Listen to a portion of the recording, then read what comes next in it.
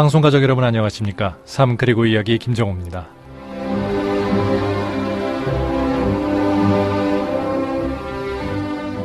가을로 가는 길목에서 약간의 환절기로 육신의 건강에 어려움을 호소하시는 분들이 좀 계십니다. 육신의 건강 잘 지키시고 그와 함께 우리의 마음도 지키고 그리고 무엇보다 주님의 임재하심을 간절히 구하는 가운데 우리의 영혼 육이 모두 주님 안에서 강건한 그런 또 하루가 되시기를 소망합니다. 오늘도 함께 하시죠.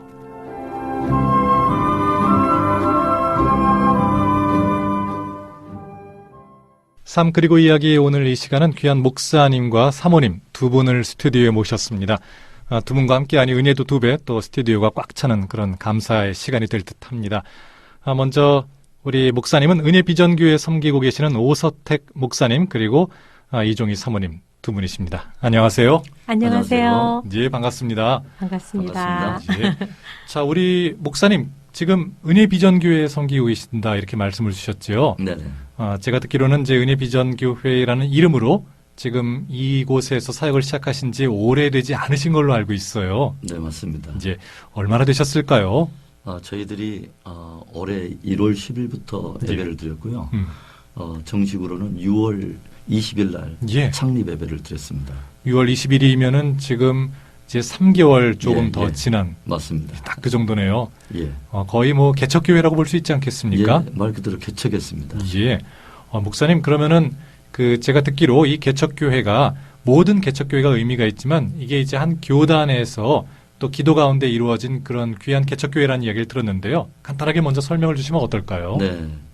저희 이제 기독교 대한성결교회 전남 서지방회에서 지방회가 설립된 지 이제 70주년인데 약 3년 전부터 70년째 70번째 교회를 이제 의미 있게 개척하려고 모든 교회들이 함께 십시일반 헌금도 하고 기도를 모으면서 이렇게 사랑과 정성을 모아서 함께 연합해서 이제 이루어진 하나의 하나님의 작품이라고 말할 수 있죠. 아멘. 참 하나님의 작품이라는 표현을 쓰신 그 교회가 또 이름만 들어도 의미가 있습니다. 네. 그러면은 목사님께서는 그 전에 이 은혜비전교회의 그런 이제 기도로 세워진 교회에 담임 목사님으로 지금 오신 거잖아요. 네네.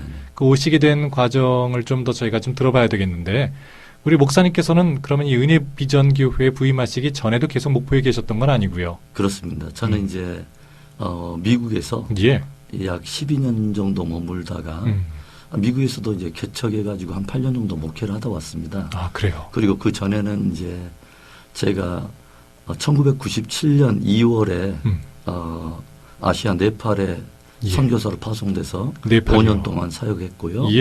그 다음에 2004년부터 또다시 5년 동안 아프리카 우간다에서 선교사로 사역을 마치고 이제 미국에 가서 목회하다가 하나님의 부름을 받고 오게 됐습니다. 순서로 따지면은 네팔, 그리고 우간다, 그리고 미국, 그렇게 하신다면은 이제 뭐 아시아 지역, 그 다음에 아프리카 지역, 그리고 이제 아메리카 지역, 그리고 이제 다시 대한민국으로. 그렇습니다. 상당히 그 많은 지역을 넘나드셨네요. 네. 이제 이 넘나드시면서 그 받은 은혜와 또 간증들도 많으실 텐데 또 사모님도 옆에서 계속 그 과정을 다 봐오셨지 않습니까? 네. 사실은 그 목사님들은 이제 사명을 감당하시고 주로 이제 밖에서 사역을 감당하시는데 이 사모의 역할이 더 중요하잖아요. 함께 가기 위해서는 함께 마음이 모아지지 않으면 쉽지 않은 길이잖아요. 그렇죠. 사실 그런데 그렇게 마음이 함께 모아지기까지가 하나님의 인도하심이 참 컸어요.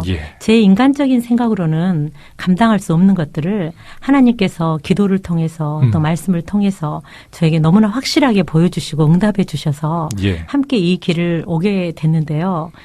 이 길을 오게 되면서 저는 너무 감사한 게 그래도 하나님께서 맡겨주신 영혼들을 세우기 위해서 함께 이 일들을 감당했다는 게 그게 너무 감사하고 축복된 길이라고 생각을 합니다. 아멘입니다.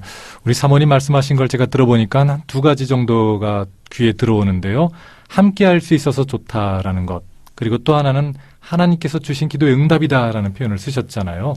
그러면 사모님이 응답 받으셨는데 목사님은 아닌다 이렇게 방향을 트신 적은 없었는지 궁금하기도 하네요. 사실은 목사님께서 응답을 받았고 제가 방향을 안 가려고 했던 마음을 든 적이 있었죠. 예. 좀 쉽지 않은 길이잖아요. 아, 그럼요. 그리고 하나님께서 공평하게 두 사람에게 똑같이 응답을 주시면 얼마나 좋겠어요.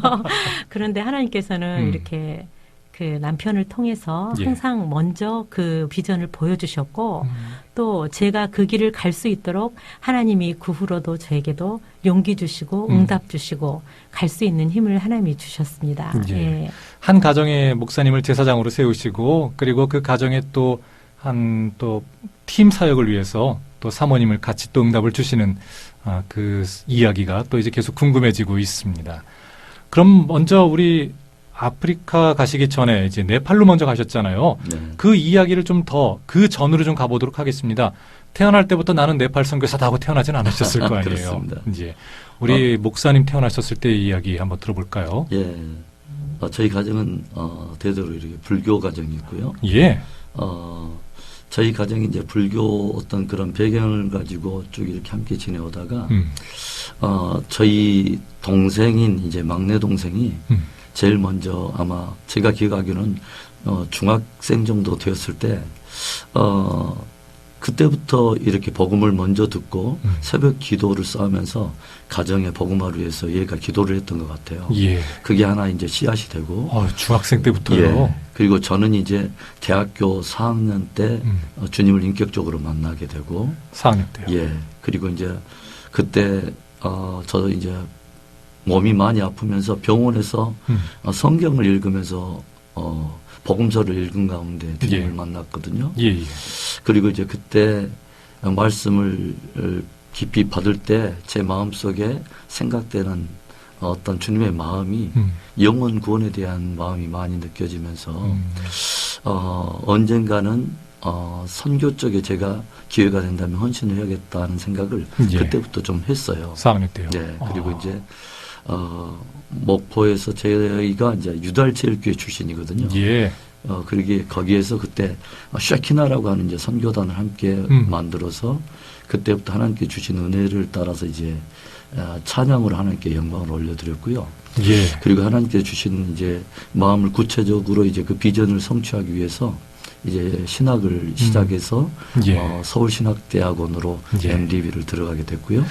예. 그래요. 그런 여정이 있습니다. 우리 목사님 말씀을 들어보면은 그 쉐키나 찬양 선교단이 세워졌을 때가 조금 오래전이지 않습니까? 시간이 좀 지났죠. 그렇습니다. 1988년, 9년 뭐 이 정도 예. 때 이야기입니다. 어떻게 보면 이제 전국적으로 네. 그야말로 이제 뭐 그 일명 낙원 상가를 일컬어지는 그런 이제 상가의 그 뭐 여러 가지 악기 그런 전문점을 먹여 살렸다 이런 시대의 문을 열었던 그 멤버들 중에 하나셨다라는 생각이 드네요. 예. 그러면은 그 쉐키나 찬양 선교단을 지금도 기억하시는 분들이 또 많이 계실 텐데요. 네. 그러면 목사님은 대학교 4학년 때 주님을 인격적으로 만나기 전에 그럼 교회 발걸음은 언제부터 하셨던 거죠?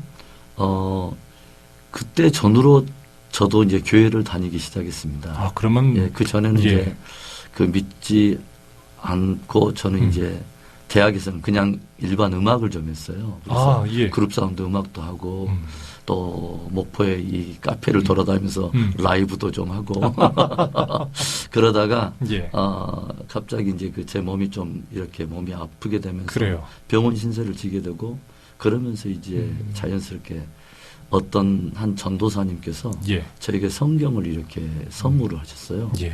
그래가지고 그때 그 병원에서 쭉 1년 정도 이렇게 머물면서 성경을 쭉 읽어가면서 하나님께서 굉장히 많은 은혜를 주셨어요. 그러네요. 예. 어떻게 보면은 이제 그 전도사님이 성경을 주신 건 맞는데 네. 그 성경을 읽으면서 인격적으로 주님을 영접한 그 개인적인 과정이 있으셨던 거지 않습니까? 그렇습니다. 이게 참 쉽지 않은데요. 네. 당연히 말씀이 하나님이시기 때문에 말씀을 읽으면서 주님이 네. 그 주님 자신을 계시하시지만 그 누군가의 인도하심 없이 말씀을 읽으면서 또 영접하는 것 참 드물었는데 우리 목사님 그 어느 부분에 있어서 주님이 살아계시다라는 걸 느끼셨는지요? 저는 이제 복음서를 읽는 가운데 이렇게 구약부터 쭉 읽어오다가 복음서에 이제 예수님의 그 고난당하는 장면을 예. 쭉 이렇게 읽어가면서 굉장히 뜨겁게 이렇게 성령께서 제 마음을 또 만지시고 그동안 저의 어떤 그 잘못 살아온 삶도 그렇지만 예. 하나님께서 저를 통해서 이루기를 원하는 원래 계획들에 대한 그 하나님의 마음들이 이렇게 제 마음에 익혀지면서 굉장히 많은 이제 회개를 하게 되고 예.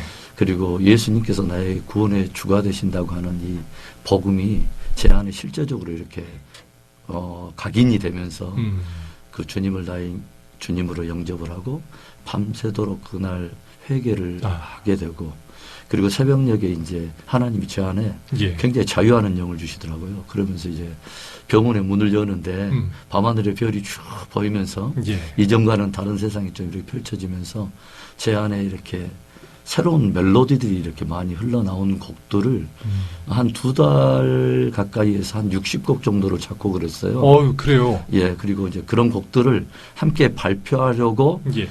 좀 좋은 사람들 찾다가 발견한 진주와 같은 사람이 제 아내입니다. 그렇죠.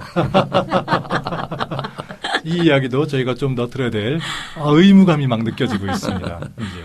그러면 여기까지 일단 말씀을 들었을 때는 그 전도사님께서 사실 병원에서 1년간 누워 있는 경우는 아주 몸이 좀 연약할 때이지 않습니까? 네. 그때 주님께서 와서 만져주시고 또 영접을 구원해 주신 그 놀라운 역사를 지금 말씀을 주셨는데요. 네. 사실 모든 사람이 주님을 만나게 된다고 해서 주님을 만나게 되는 모든 사람이 주의 종으로의 헌신을 결단하고 또 부르심을 받는 건 아니지 않습니까? 그렇습니다. 그 중간에 어떤 일이 우리 목사님을 주의 종의 길로 이끄셨을까요? 제가 말씀드렸다시피 제 안에 이제 선교에 대한 좀 불타는 마음들이 그렇죠. 일게 되고 그리고 실제적으로 제가 그 병원에 들어가기 전에 제 몸이 한 80kg 정도 나가던 몸이 한 5, 6개월 지나면서 거의 한 53kg, 4kg로 이렇게 빠졌어요. 아유, 예. 그러면서 이제 그런 몸은 사실은 이제 빠지는데 제 영적인 주님을 향한 갈망은 더 깊어지고 그러면서 이제 그 곡들을 이제 좀 발표하고 싶었고요. 예, 예. 이제 그 와중에 이제 선교단을 조직하게 되고 활동을 하게 되면서 이제 자연스럽게 좀 이렇게 사역자의 길에 대한 꿈이 생기더라고요. 그래요. 예, 그러면서 이제 목사님과 함께 이렇게 상담을 하는 가운데 목사님께서 길을 이렇게 좀 제시해 주셨어요. 예. 예. 그 유달 제일교회에서 그러면은 이제 만들어진 선교단이 이제 셰키나 선교단이지 않습니까? 네네. 이제 그럼 아까 이제 그 선교단에서 함께 하시면서 우리 사모님을 만났다고 하신 거잖아요. 네. 그러면 사모님도 그때 유달 제일교회의 그 셰키나 찬양 선교단의 일원이셨겠네요. 그렇죠. 저는 예. 찬양 파트를 맡고 있었는데요. 예. 그때 되게 저희 남편이 그때 우리 찬양팀 리더였어요. 예. 리더였는데 되게 신실하고 그 당시에 몸이 좀 안 좋았어요. 그때도 제가 봤을 때도 몸이 되게 많이 말랐고 근데 하나님에 대한 그 열정이 정말 대단하더라고요. 예. 근데 그때만 해도 뭐 서로 이렇게 결혼하게 될 것까지는 생각지 않았는데 그렇죠. 예, 생각지 않았는데 이렇게 어느 날 이분이 저에게 편지를 보내더라고요. 예. 근데 저는 이 편지가 뭐 연애 편지 아니었어요. 뭐 이런 러브레터가 아니라 예. 이렇게 본인이 굉장히 은혜 받은 그 내용을 저에게 보냈기 때문에 이 편지는 나뿐만이 아니라 다른 우리 쉐키나 멤버들에게도 보냈겠다 싶은 생각을 했었죠. 그럴 수도 있겠네요. 예. 그런데 그게 저한테만 특별하게 온 편지였던 거죠. 당시에 우리 사모님, 우리 자매님에게만 딱 갔던 거죠. 네네. 우리 목사님, 이거 뭐 고단수라고 할 수도 있겠지만, 처음에 사랑을 고백하는 게 아니라 그 받은 은혜를 나눈 그 편지를 우리 당시에 이종희 사모님에게만 보내셨던 이유를 기억은 하실지 모르겠습니다. 꽤 오래전 일인데요. 예. 이제 제 안에 먼저는 이제 제가 받은 은혜를 누군가에게는 함께 나누고 싶은 마음이 간절했고요. 예. 그리고 실제적으로 이제 저희가 단원 서로 활동을 해가면서 이제 이 자매면 좋겠다 하는 예. 이제 영적인 흑심이 이제 발동하기 시작하면서 예. 그러면서 자연스럽게 이제 제가 이렇게 받은 은혜를 함께 나눴고요. 나중에 이게 어떻게 발전하냐면 제가 이제 그날에 받은 은혜를 일기로 제가 그날 보내면 예, 예. 그 노트를 딱 아예 주면 예. 저 안에는 이제 그 다음날 일기를 자기가 받은 은혜를 또 그 다음 날짜에 일기 내용으로 저에게 또 그 노트를 줘요. 이게 교환 일기네요. 예, 그럼 이제 교환 일기가 되는 거죠. 예. 참 이 영적인 흑심, 양립할 수 없을 것 같은 이 두 단어가 예. 너무나도 자연스럽게 느껴집니다. 그러면은 이제 그렇게 셰키나 찬양 선교단으로 그리고 그 사이에 목사님께서 은혜 받으시고 작곡하신 만드신 그 60여 곡의 곡으로 네. 사역을 감당하신 거네요. 네, 그 곡들을 이제 예. 교회에서 한번 발표했을 때 목사님께서 발표가 다 끝나고 나서 곧장 목사님 입에서 튀어나온 이름이 쉐키나 그렇게 말씀하시더라고요. 그래서 예. 저희 선교사님 이름이 쉐키나가 됐습니다. 지금 방송을 들으시는 분 중에 이제 쉐키나 또는 쉐카이나라고 말하는 그 단어의 뜻을 모를 수도 있는데 그 단어가 왜 그때 담임 목사님의 입에서 나왔을까요? 저희들을 향한 어떤 이제 기대를 담으신 것 같아요. 그래서 앞으로는 이제 그 쉐키나라고 하는 그 단어가 그 구약에 이제 하나님의 임재가 있을 때에 그 영광의 흰 구름과 함께 더불어서 이제 드러나는데 그래서 저희들이 가는 곳곳마다 찬양을 통해서 하나님의 임재를 풀어놓고 예. 그렇게 쓰임을 받았으면 좋겠다는 그런 바람이 있었던 것 같아요. 그렇습니다. 사실 이제 여기까지만 들으면은 이제 한 교회에서 그때 대한민국 교우계의 부흥에 정말 한 축을 책임졌던 그 찬양 선교 또 특별히 이제 그때 목포 지역에서 쉐키나 찬양 선교단으로 활동을 하셨으니까 그럼 이제 대학에서 신학을 다시 대학원에서 하시고 목회를 하시면서 이 지역에서 이렇게 딱 그 안정된 그런 신앙의 그 커리어라고 할까요? 그런 게 분명히 있을 수 있었는데 이제 선교 사역을 이제 같이 가신 거지 않습니까? 그렇습니다. 물론 이제 그 병원에 계시는 동안에 선교에 대한 그런 이제 주님이 부어주시는 마음이 있으셨는데요. 그러면은 그때까지 하시던 그 많은 사역들과 그 선교사로의 그 부르심을 어떻게 그 해결을 하셨는지 궁금합니다. 예.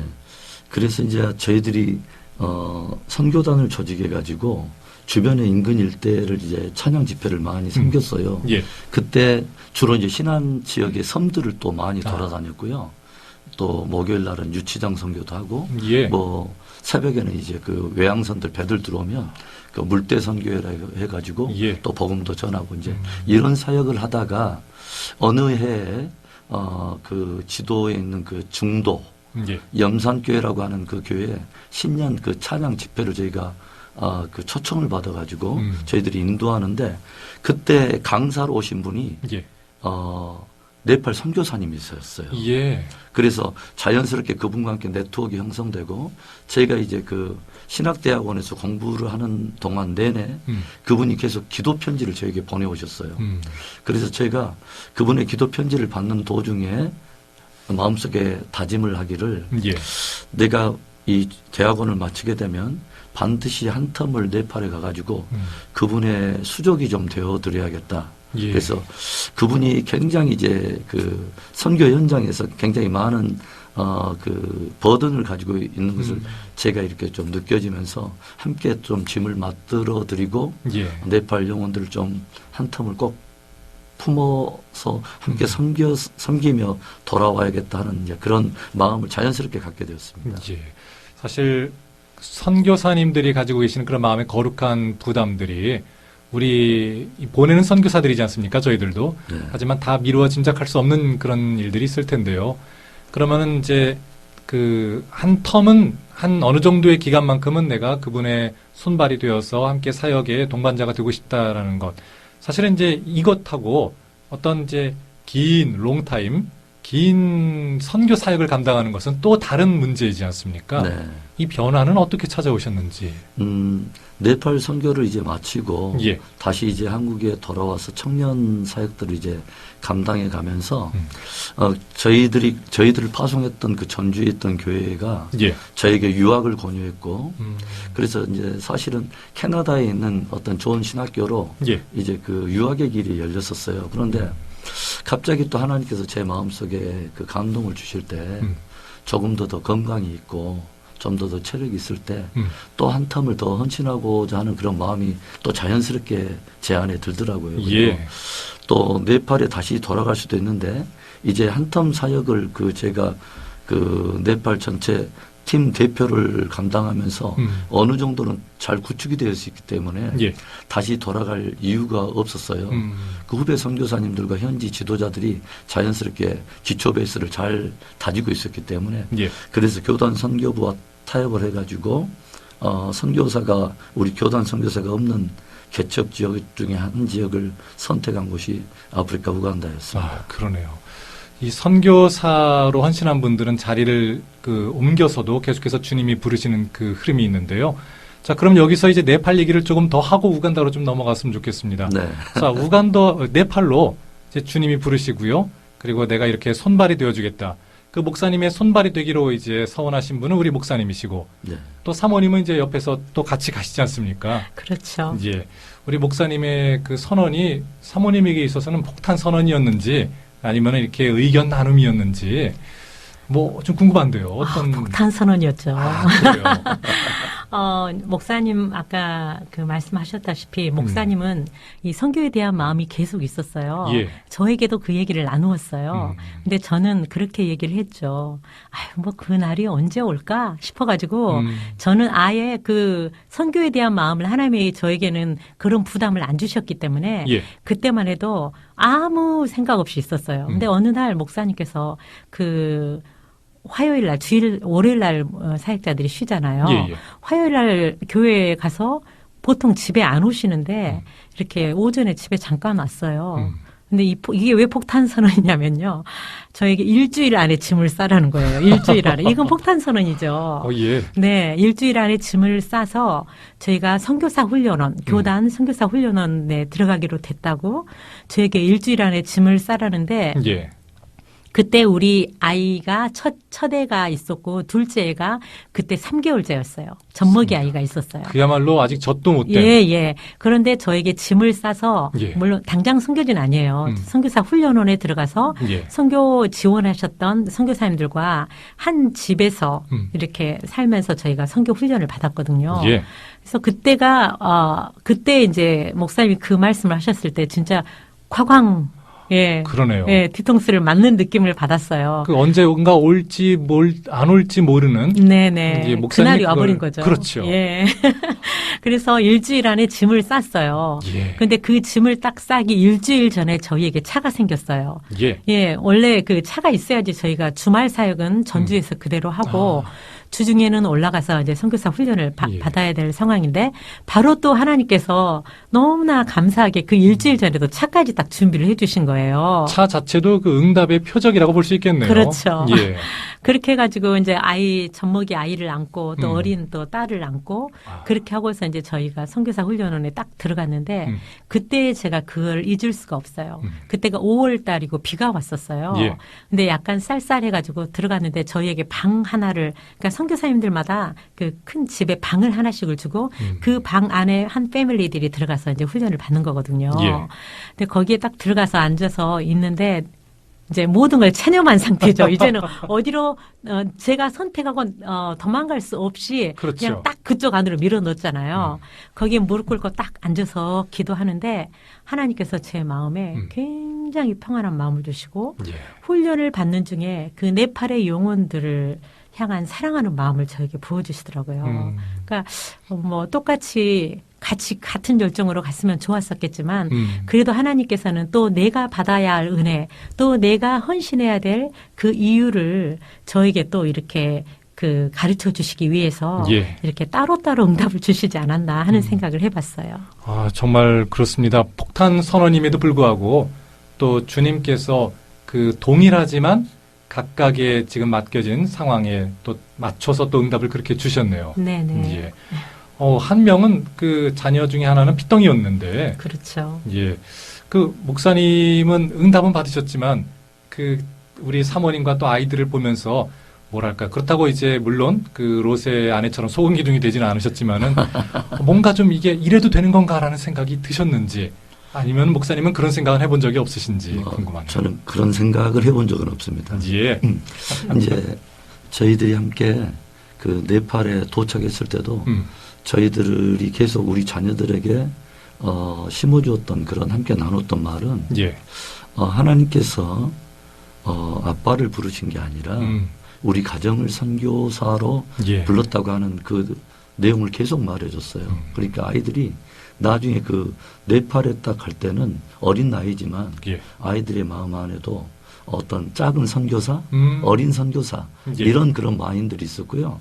실제로 저희들이 네팔 5년 동안 사역을 하면서 너무 행복한 선교를 했습니다. 날마다 기대가 되고 예. 행복하고 우리 아이들도 그 조이하우스라고 하는 그 고아원을 지을 때 예. 그 현지 아이들과 함께 개미 작업을 하면서 벽돌 나르고 하는 것들을 다 해왔고 그리고 오히려 선교지에 나가 보니까 어른들이 적응하는 시간이 오래 걸리지 그렇죠. 아이들은 금세 한 이틀 지나면 현지인 친구를 데리고 집에 놀러 와요. 예. 그러니까 오히려 아이들이 훨씬 훌륭한 선교사입니다. 그러겠습니다. 예. 그 현지인 선교 여기에 또 자녀들만큼 또 이렇게 친밀감으로 선교하는 사람은 또 어른들은 별로 없으니까요. 맞습니다. 예. 자, 그러면 아까 이제 벽돌도 나르고 이제 그렇게 친구도 만들고 이제 그런 이야기를 좀 하셨는데 그 우리가 이제 흔히 목회자 자녀, 선교자 자녀를 이제 PK 또는 MK 이렇게 해서 그들이 받는 상처라든지 또는 그들만이 가질 수 있는 어떤 은사적인 차원에 있어서 우리가 정말 그 신경을 많이 써야 된다. 또 그분들을 위한 사역들도 존재하지 않습니까? 네. 우리 목사님은 이제 그때는 그 MK, 그 선교사 자녀로서의 이제 자녀들이 있었을 텐데 그 돌아보면 그 자녀들은 어떤 존재였을까요? 그 선교사님에게 있어서는. 동역자죠. 동역자들입니다. 너무도 훌륭한 동역자들이고 예. 뒤돌아보면 가장 훌륭한 동역자들 그리고 그 존재 자체로 늘 우리에게 힘이 됐고 예. 또 일을 시키지 않아도 그들의 마음 안에도 하나님이 제 아내에게도 개인적으로 응답 주시고 힘을 주셨듯이 아이들 안에도 또 특별하게 개인적으로 주시는 은혜들이 있었고 예. 그래서 저희들이 네팔 선교를 마치고 이제 한국에 왔다가 유학을 포기하고 아프리카 우간다로 간다고 말했을 때 예. 아이들이 굉장히 환영을 해줬습니다. 오히려 또 우리 선교지 나가야 하면서 오히려 즐거워했습니다. 예. 그래서 저는 제 개인적으로는 예. MK들을 향한 굉장한 그 비전들을 품고 그들을 지원해야 된다고 생각을 해요. 왜냐하면 우리의 믿음의 1세대들은 어떻게 보면 가서 많은 실수와 많은 어떤 시행착오를 통해서 어떤 그런 정착의 뿌리를 내렸다면 예. MK들은 대부분 그 현지 문화권을 이제 익숙해 있고 그렇죠. 친구들이 현지인들입니다. 그러면 그들이 정말 선교에 이제 헌신을 하면 그처럼 탁월하고 준비되어 있는 재원은 없습니다. 예. 그들을 향한 한국교회에 좀 더 색다른 그 시각과 어떤 그 지원이 있으면 참 좋겠다는 그런 생각을 늘 해봅니다. 예. 우리 방송을 듣고 계시는 분들 중에서도 그 선교사님들의 자녀들 또 목회자 우리 목사님들의 자녀들을 떠올려가면서 내가 지금 섬기고 있는 목사님 또 우리 교회 파송 선교사님 여기서부터 시작을 해도 되겠죠. 네. 그리고 한 분 한 분 더 넓혀가면서 이 자녀들이 정말로 뭐 상처 없이 자라는 것에서 한 걸음 더 넘어가서 그 계속해서 선교 사역을 감당하는 그런 주춧돌이 될 수 있도록 또 저희가 함께 좀 기도해야 될 필요가 있겠습니다. 자, 오늘 계속해서 이야기를 좀 더 나누기 전에 또 우간다 이야기 나누기 전에 저희가 찬양 한 곡 좀 들었으면 좋겠는데요. 저희가 뒤에 또 이야기 나눌 부분이기도 합니다만 우리 사모님께서는 또 찬양 사역자로서의 길도 지금 계속해서 주님이 인도하고 계시지 않습니까? 네. 예. 우리 사모님이 직접 부르신 찬양을 한 곡 들었으면 좋겠는데요. 어떤 곡이 있을까요? 약함 속의 강함이라는 곡인데요. 예. 우리가 삶을 살아가면서 정말 견디기 어렵고 힘들고 알 수 없는 고난과 고통을 당할 때도 있잖아요. 그런데 그것이 얼마나 큰 축복인가. 나의 약함이 예. 주의 강함이 되기 때문에 우리가 아멘. 그것으로 인해서 주님을 더욱 붙들고 승리할 수 있기 때문에 예. 주님의 계획하심을 발견할 수 있기 때문에 그래서 우리가 감사할 수 있지 않겠습니까? 그렇죠. 그래서 약함 속의 강함이라는 곡을 여러분과 함께 나누고 싶습니다. 약함 속의 강함이. 네, 우리 이종희 사모님의 찬양으로 또 듣고 오겠습니다.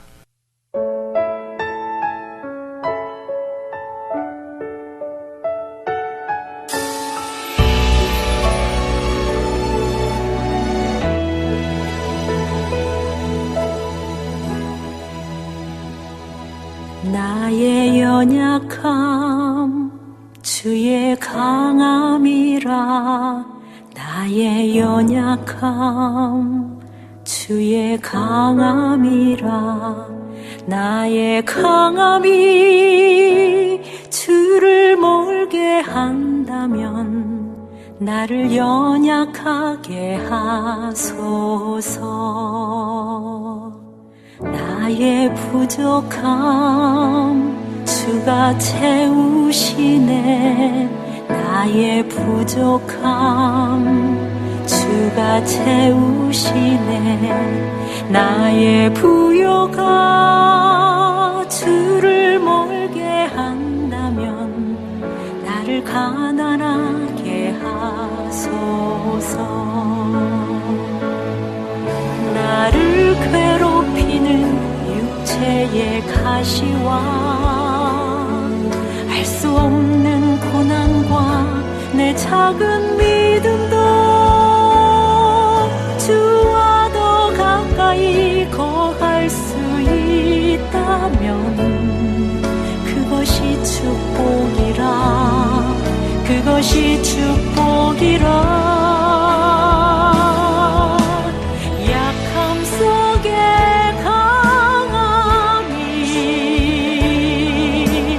강함 속에 약함이 주님과 하나 되어 새로운 일 행하리 나의 힘으로 결코 할 수 없는 일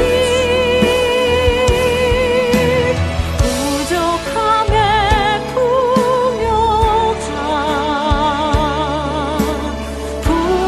속에 부족함 주님 안에 거하여 놀라운 일들 보리 나를 통하여 계획하셨던 일들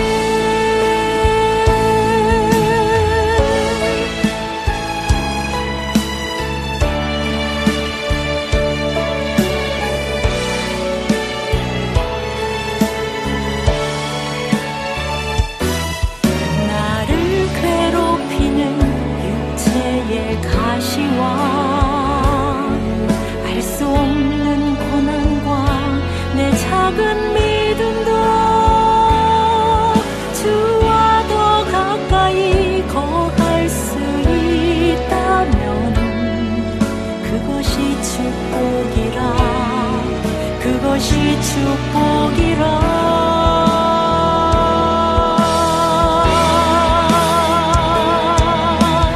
약함 속에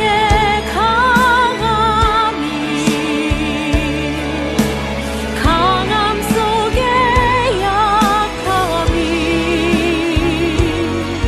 주님과 하나 되어 새로운 일 행하리 나의 힘으로 결코 할 수 없는 일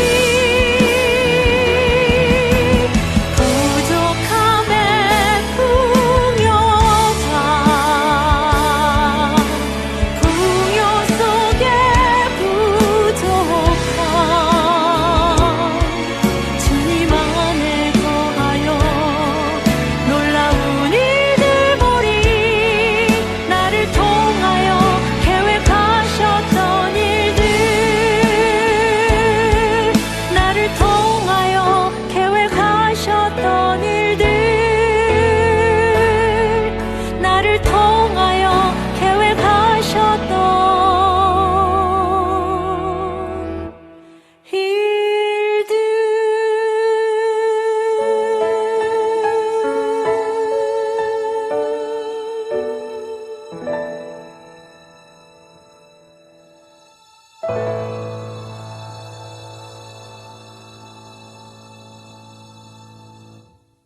이종희 사모님의 찬양 약함 속에 강함이 저희가 또 듣고 왔습니다. 약함 속에 강함이 있다라고 고백하는 것이 첫 번째 우리의 고백이라면은 이 찬양을 통해서 느끼게 되는 것은 두 번째 고백은 그러면 주님의 영광을 드러내기 위해서 나에게 약함을 주소서라는 그 가사가 아닌가 싶습니다.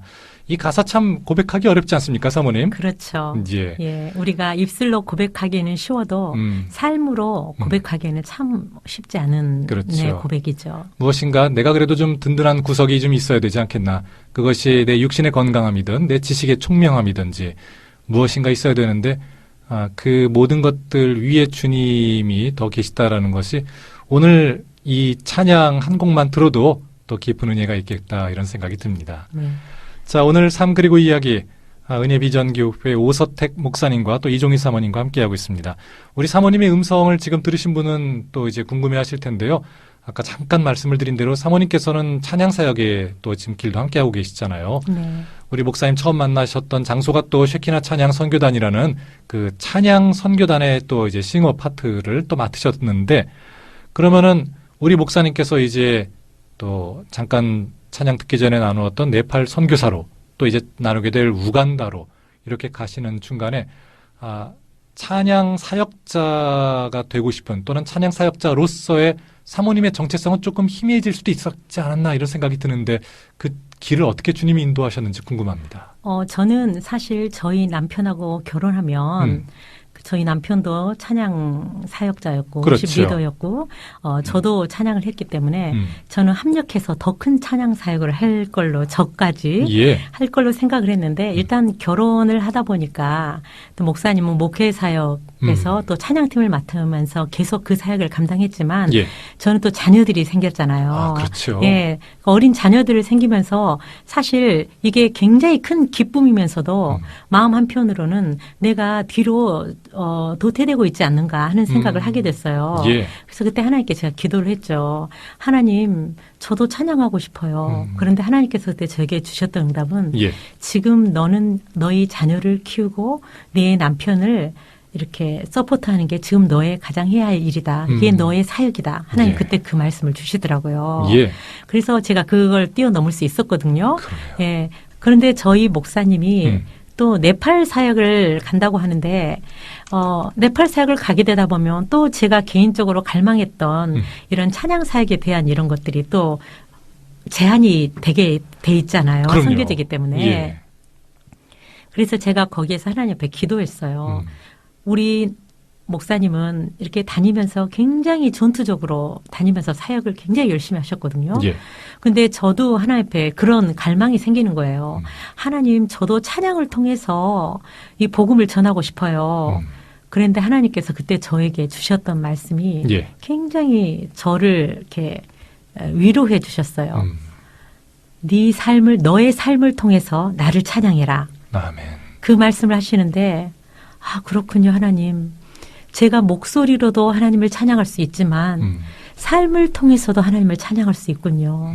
알겠습니다. 하고 순종했어요.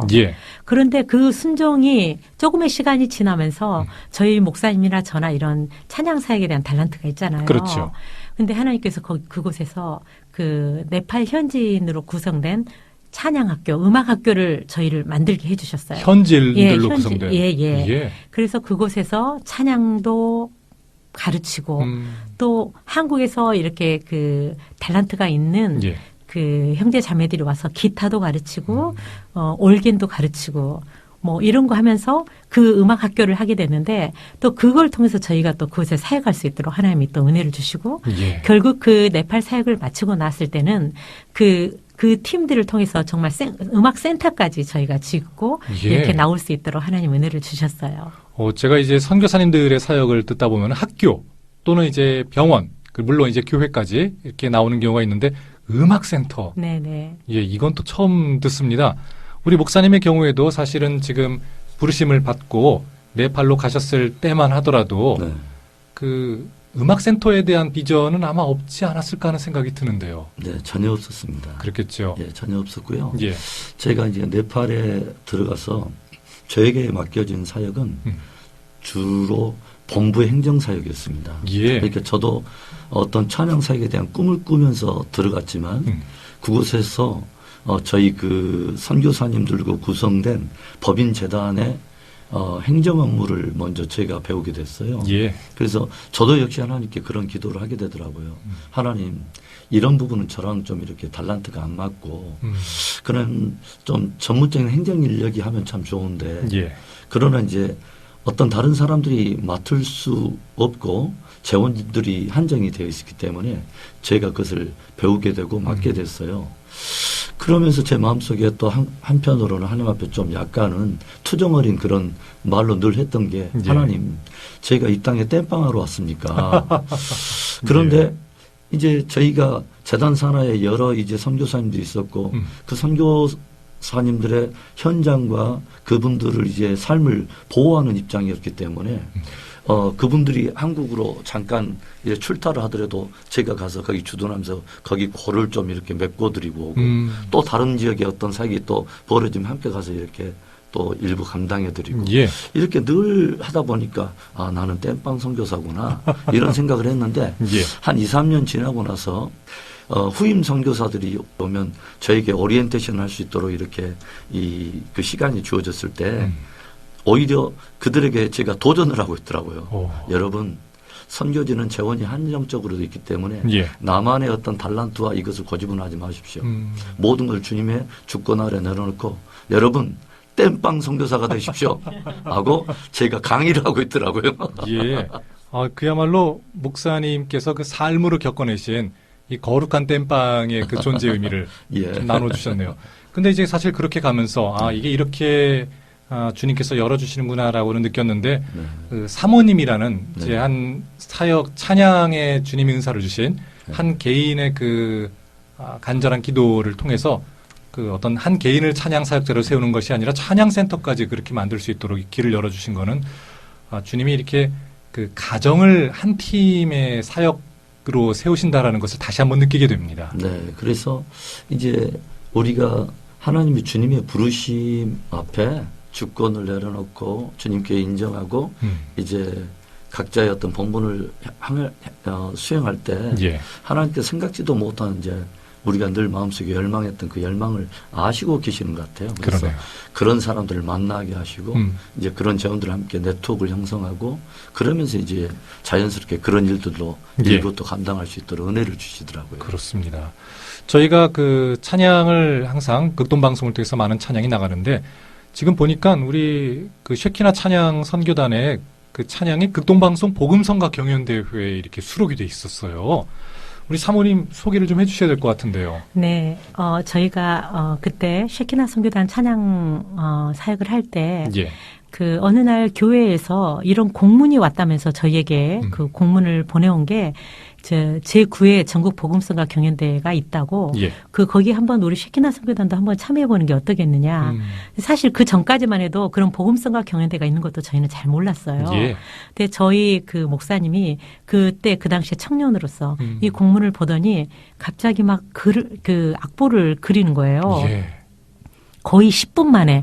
우리 웬일입니까? 이 곡을 가지고 한번 해볼까요? 해가지고 예. 했던 게 나를 사랑하는 주님 향해라는 곡을 쓰게 됐어요. 그렇죠. 근데 저희가 이 목포 지역에서 서울까지 몇 번을 다녔죠, 저희가? 네, 제가 알기로 한 10여 차례를 예, 한 12번 정도 그 정도 갔었나요? 되는 것 예. 같아요. 그렇게 했는데 저희가 그 12명, 11명 그때 예. 그 당시에 했던 그 팀 안에 저희가 뽑히게 되고 예, 그 당시에 또 굉장히 저희가 멀리서 왔는데 가장 먼저 성실하게 와서 의자 배치도 저희가 도와주고 예. 이렇게 했던 저희 선교단들을 굉장히 좋게 보셨어요. 그래서 그때 민산웅 예, 지금 사장님, 장로님께서. 그때 장로님께서 저희를 굉장히 좋게 보셔가지고 예.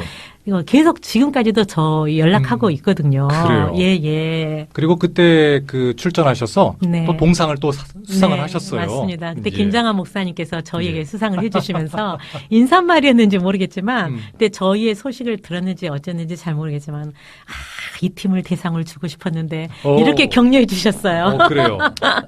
그 찬양, 네. 그 말씀도 또 은혜입니다. 네네. 지금 주님은 또 그 우리 쉐키나 찬양 선교단의 그 찬양을 주님은 대상으로 받으셨을 테니까요. 아멘. 예. 맞습니다. 오늘 이 삶 그리고 이야기의 마지막 찬양은 저희가 그 곡으로 또 한번 보내드려 하겠습니다. 감사합니다. 감사합니다. 그렇게 사역을 계속해서 또 찬양 사역으로 또 사모로서 역할을 감당할 수 있도록 계속 인도를 해주셨고요. 자, 이렇게 어느 것 하나 빠지지 않도록 정말 주님께서 다 인도하시는 가운데 두 번째 사역지가 우간다였지 않습니까? 네. 아니 그 아시아 네팔 지역에서 아프리카로 날아가게 된 것은 이제 아까 잠깐 또 선교사로 가고 싶어하는 그 어떤 마음과 또 이제 교단과 여러 가지 회의를 통해서 말씀을 이제 주셨는데 우간다는 새롭게 시작하는 곳이었잖아요. 네. 전혀 정보도 없었고 아무런 어떤 인맥도 없었고 그렇죠. 그런데 일단 저희들이 이제 아시아 지역을 내려놓고 기도하면서 이제 교단 선교국에 물었어요. 예. 지금 선교사가 들어가지 않은 우리 교단의 개척 선교 지역은 어디입니까? 그랬더니 이제 예. 아프리카 우간다 어떻습니까? 하고 제안을 했고 저는 그것을 하나님의 뜻으로 받아들였고 예. 그리고 이제 우리 아내에게 이제 통보를 했죠. 또 늘 제 주특기가 통보기 때문에 그래서 통보하고 예. 그렇게 해서 이제 새로운 선교지로 가게 됐습니다. 그러면은 그 우간다에서는 물론 이제 그 찬양할 수 있는 센터를 포함한 여러 가지 그 사역을 네팔에서 하셨는데 우간다에서 주로 맡으셨던 사역은 뭐 어떤 거였을까요? 우간다에서는 이제 저희들이 우간다에 도착했을 때 아프리카 상황은 아시아하고 전혀 달랐어요. 예. 우간다의 주변 나라들도 그랬지만 우간다도 역시 그 내전이라든가 아니면 전염병 또 기근이라든가 여러 그 상황들로 인해서 굉장히 그 어떤 그 고난을 당하는 그들의 어떤 그 농도가 예. 우리에게 굉장히 그 체감 온도가 굉장히 짙게 다가오더라고요. 그래서 그곳에서 이제 살다 보니까 다른 사람들도 굉장히 귀하게 보이는데 그 어려운 와중에서도 교회를 이끌고 몸부림치고 있는 현지 전도자들, 지도자들의 모습이 굉장히 안타깝게 여겨지면서 예.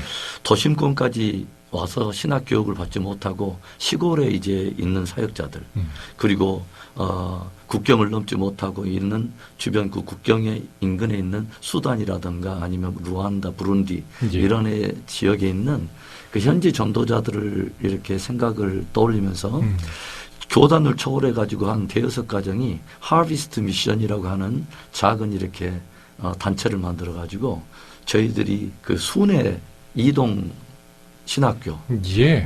이것을 모바일 이제 페올로지컬 세미나리 과정을 만들어 가지고 저희들이 가는 신학교, 그래가지고 예. 이제 선교사님들이 찝을 타고 국경을 넘어다니면서 일주일 동안씩 해서 인텐시브 코스로 예. 이제 현지 지도자들을 양육하는 주 사역을 그 사역을 했습니다. 찾아가는 신학교 아주 네. 집중 심화 강좌로 그렇습니다. 아주 기발한 사역을 하셨습니다. 네. 예.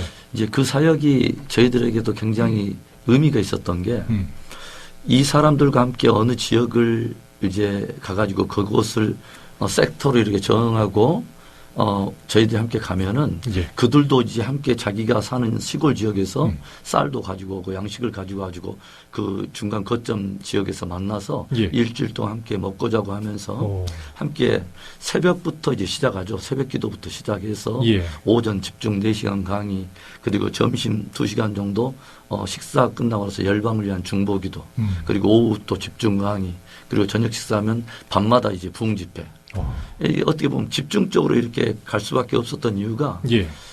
일주일 동안 인텐시브 마치고 나면 그들을 또다시 만난다는 기약이 없습니다. 아, 그러겠네요. 왜냐하면 이 사람들은 또 어떤 사건이 벌어지면 부족이 통째로 이렇게 다른 지역으로 도망을 다니는 경우도 있고 예. 내전과 전쟁이 터지면 뭐 이렇게 전체 막 마을이 막 사라지는 그런 경우도 있기 때문에 예.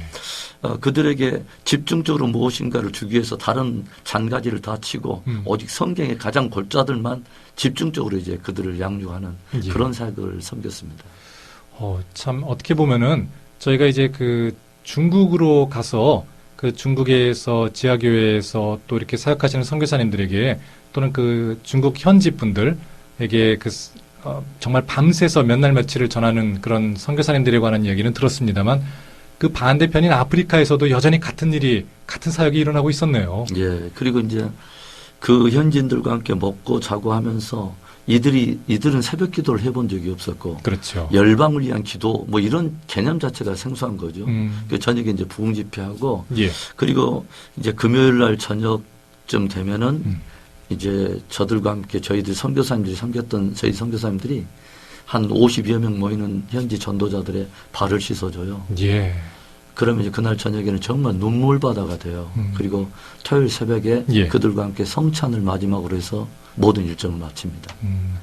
우리 사역을 감당하신 목사님도 그렇지만은 그때 참여하셨던 그 일주일이 정말 그 삶이 더 풍요로워지고 주 안에서 새로운 그런 결단을 하게 되는 고백 간증이 분명히 있겠습니다. 네. 이제 우간다에서는 몇 년을 사역을 하셨어요? 네, 우간다에서도 5년 예. 한텀 사역했어요. 그러면 이제 우간다에서 사역이 이제 끝났을 때, 네. 이제 귀국하실 때, 그때 자녀들은 한 몇 살 정도였을까요? 그때 우리 아이들이 8학년, 9학년, 예, 늦둥이 아들은 초등학교 1학년. 예. 네. 그 아이들을 이제 자녀들을 우리 목사님께서는 사역의 동역자라는 그 표현을 써주셨지 않습니까? 우간다에서 우리 사모님이 보았던 동역자로서의 그 자녀들의 모습은 어땠을까요? 저 아까 목사님께서도 아까는 아니죠, 참. 괜찮습니다. 우리 아이들이 처음에 거기 우간다에 갔을 때 저는 이제 얼굴들이 다 검잖아요. 그렇죠. 다 검은데 우리 아이들이 어떻게 적응할 수 있을까? 네팔은 그래도 피부색이 조금 검긴 해도 그렇게까지 검진 않잖아요. 예. 근데 아이들 학교를 딱 데려다 주고 갔는데 학교 끝나고 오후에 나오니까 벌써 아이들이 어깨동무라고 이렇게 나오더라고요. 그래요. 예. 그러니까 참 감사한 게 아이들이 일단 네팔에서도 예. 그렇게 잘 적응했던 것처럼 우간다에 가서도 뭐 전혀 그런 거 없이 굉장히 자기의 삶에 익사이링하게 진짜 누렸던 것 같아요. 예. 그렇게 살아왔고, 이제 그렇지만 이제, 저 같은 경우에는 참 우간다 처음에 목사님이 아까 들어간다고 교단 선교국에 연락하고 저한테 와서 통보를 했다고 했잖아요. 그렇죠. 아이들이 문제가 아니라 어른이 문제라고 말씀드렸듯이 제가 문제였어요. 그때도. 왜냐하면 저는 그때 유학의 길을 생각하고 있었기 때문에 캐나다로 갈 수 있는 모든 서류며 이런 것들을 프로세싱하고 있는 중이었거든요. 진행 중이었어요. 그런데 저희 목사님이 갑자기 집에 와서 또 아프리카 우간다를 가겠다는 거예요. 그렇죠. 그래서 아니 이게 또 무슨 말이냐고. 자기가 좀 더 젊고 건강할 때 한 텀을 더 하나님께 헌신해야겠다는 거예요. 그래서 근데 제 마음에는 어그리가 안 되는 거예요. 이게 동의가 안 되는 거예요. 왜냐하면 분명히 저랑 얘기가 다 됐고 그래서 저는 서류 진행을 했는데 그리고 사실 네팔에서 저희가 행복하게 사역을 했다고 하지만은 그런 삶의 이게 다르잖아요. 삶의 질이. 그래서 아이들도 행복하게 삶을 했지만은 얼굴 다 터가지고 벌겋게 막 다니고 또 화장지가 너무 안 좋은데 막 다 뻣뻣한 그 화장지로 그냥 아이들 엉덩이를 닦아주니까 다 빨갛게 짓물르고 그러니까 이런 어려운 상황들이 다 있는 이제 이런 상황이었는데 다시 또 아프리카로 간다고 하니까 제가 한편 마음에 정말 너무 하나님 앞에 부끄러운 고백이에요. 이건 제가 정말 솔직하게 하는 말인데 하나님 제 허리와 같은 인생의 5년을 35에서 제가 40까지 네팔에 있었거든요. 하나님 앞에 헌신했으니까 이제 남은 캐나다로 유학하는 동안 하나님 우리를 많이 위로해 주세요. 이러면서 저는 준비를 하고 있었거든요. 저뿐만이 아니라 우리 자녀들도 같이 위로해 달라고 그렇게 하면서 준비를 하고 있었는데 어느 날 이분이 또 이렇게 폭탄 또 하나를 또 들고 왔어요. 네팔 때보다 조금 더 큰 폭탄인데요. 근데 아이들은 정말 좋아하더라고요. 근데 저는 제 한편 마음에 이렇게 교회 가면 성도들이 어머 사모님 또 이번에 우간다로 가시게 됐다면서요. 그러니까 그런데 제 한편 마음에 정말 너무 부끄러운 고백인데 그때만 해도 네 그러나 제 속마음에 저는 아직 준비가 안 됐어요. 이런 마음을 가지고 있었던 거예요. 그런데 어느 날 예배를 드리는데 사도 바울이 아시아로 가려다가 마게도냐의 환상을 보고 돌아가잖아요. 그렇죠. 근데 돌아갈 때 사도행전 16장 말씀이죠. 거기에서 한 단어가 저에게 확 그냥 살아서 저에게 들어온 거예요. 왜 사도 바울이 아시아에서 마게도냐로 갈 때 곧 가기를 힘썼다는 그 단어, 곧이라는 단어가 저에게 확 들어오는 거예요. 그때 하나님께서 저의 마음을 이렇게 치더라고요. 너 왜 곧 순종하지 않니? 그 마음을 하나님 그때 주시는데 제가 엉엉엉 울어가지고 눈이 퉁퉁 불어가지고 집에를 왔어요. 우리 목사님이 그때 아니 왜 이렇게 눈이 퉁퉁 불어서 왔냐고. 근데 진짜 그런 것 같아요. 제가 하나님께 너무 감사한 게 뭐냐면 상황은 똑같아요. 가야 돼요. 상황은 똑같은데 제가 은혜를 받고 응답을 받으니까 그전에는 저는 아직 결정 안 했어요. 이랬던 내 마음이요. 빨리 가고 싶어요. 아유, 이 마음으로 확 바뀌는 거예요. 예. 그래서 제가 그 생각을 한 거예요. 사람들은 선교사를 나가게 되면 특별한 사명을 받고 은혜를 받아야 특별한 사람만 가는 걸로 이렇게 생각을 하는데 그렇죠. 저는 그 생각을 했어요. 나 같은 사람이 가면 누구든지 갈 수 있는 곳이다. 예. 진짜 그 생각을 한 거예요.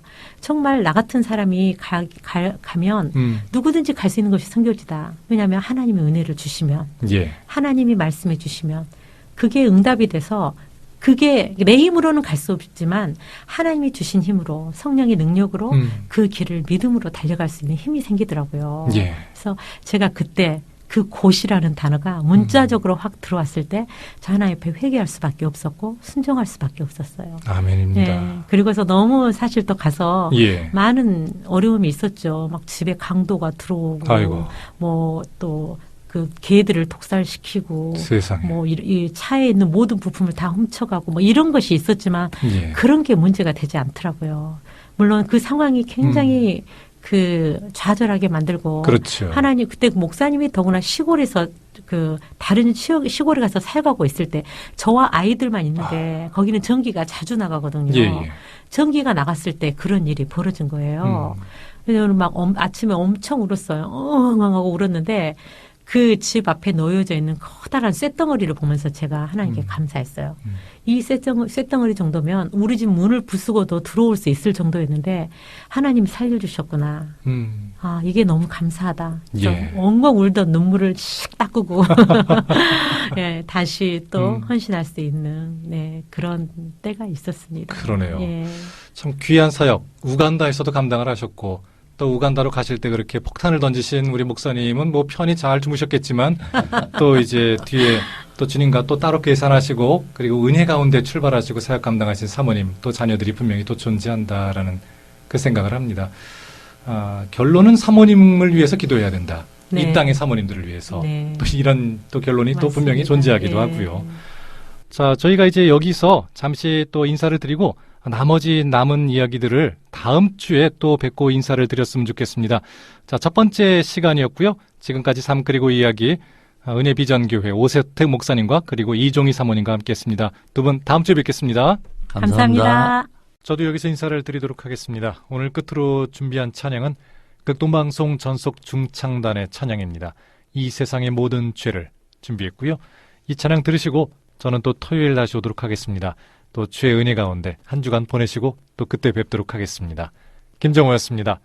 극동방송을 듣게 하세요. 기적이 일어납니다. 우리는 지금 생명을 전하고 있습니다.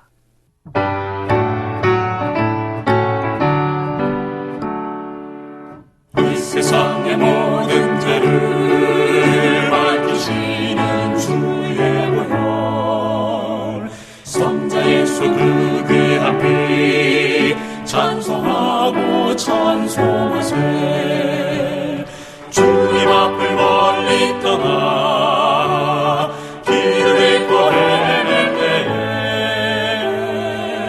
나의 뒤를 따라오사 진이 구원하셨구나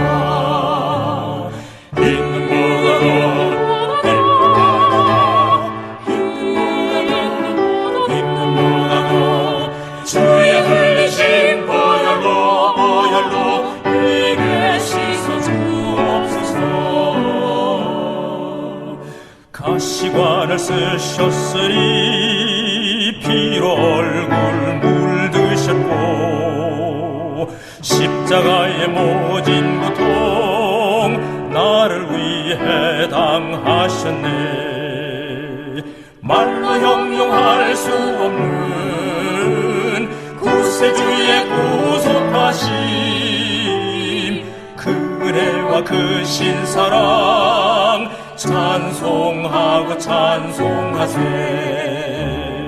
믿는 모나도